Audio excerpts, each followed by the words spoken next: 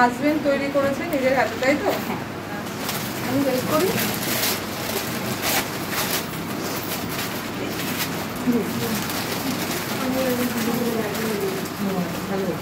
দারুণ লাগবে। জিনিসটা কি ধরনের না? গণেশের ফেস দারুণ আর্টিফিশিয়াল। এটা দেখো ওর হাজবেন্ড পাঠিয়েছে আমার জন্য এই গিফটটা। Thank you so much. হাতে তৈরি করে থ্যাংক ইউ হাজবেন্ডকে, অবশ্যই খুব ভালো আছে। থ্যাংক